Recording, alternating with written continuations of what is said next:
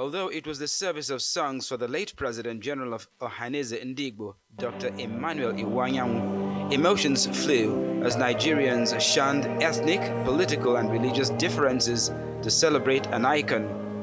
All the speakers were unanimous. Iwuanyanwu died a philanthropist and nationalist committed to the Igbo cause and one Nigeria. Former President Goodluck Jonathan describes him as one of the strongest pillars of the People's Democratic Party. According to him, Iwuanyanwu mentored him politically and prayed for him during the turbulent times. He was a very active politician and a senior member of PDP, my party. He contested presidency 3 times. He was not lucky to get it. But I got it. I'm like his son in the politics. Iwuanyanwu was one of the senior members of PDP that was strongly behind me in all my political journey from the days of when I was a deputy governor. People may not know, but he was as if he knew that I was going to grow higher than a deputy governor.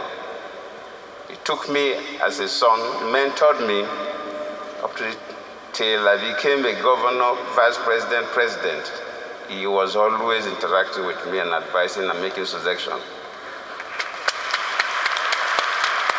I know in those days that this country was in a state of confusion when the president was so sick and everybody was confused. He on his own used to organize prayers for me. He didn't tell people. So he's somebody that was very dear to me. The primate of the Church of Nigeria Anglican Communion, Archbishop Henry Ndukuba, called on Nigerians, especially the nation's leaders and politicians, to touch lives. He made impact in the spiritual life of this nation, economically, politically, and socially. He made impacts. As a Christian believer, in fact, as a Christian believer for Anglican persuasion, that is what gave us the impetus to direct this service this evening. Earlier, the governor of Bauchi State, Bala Mohammed, had paid a condolence visit to the Iwuanyanwu family. We are very proud of him. Nigerians are proud of him. He has gone beyond artisan consideration or ethnic cleavages. For those of us who are media, who have media background, we cannot forget his colossus position in the profession. He brought professionalism and mentorship in the system.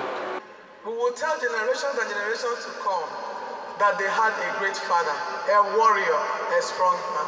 God bless you, Daddy. Rest in peace. While a former governor of Imo State, Achike Udenwa, said Iwuanyanwu's ascension to the position of President General of Ohaneze Ndigbo was ordained by God, the incumbent governor of the state, Hope Uzodimma, represented by his deputy, said a big vacuum had been created by his death.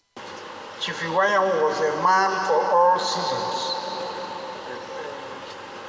I want to use this opportunity to also remember him for what he has done to Imo State at all times.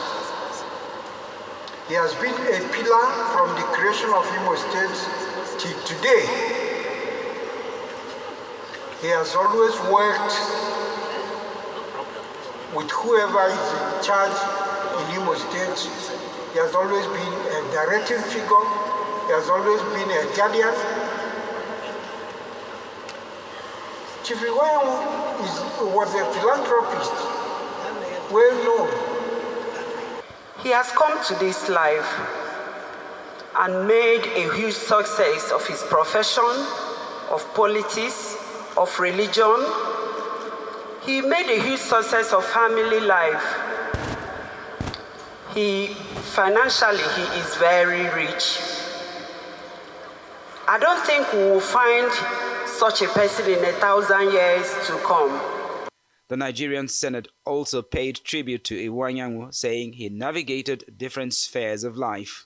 Was always optimistic that things will be all right. He was somebody who exuded self-confidence in himself and was one who thought about the well-being of the society from very early stage in his life. As Ohanese president, he became the president of Igbo, and he brought all of us together. And it's just one of those sad things about life that he has gone, but his glory will remain forever. As dignitaries bid Iwuanyanwu farewell, they said he came, saw, and conquered the world in politics, business, sports, journalism, charity, and the military.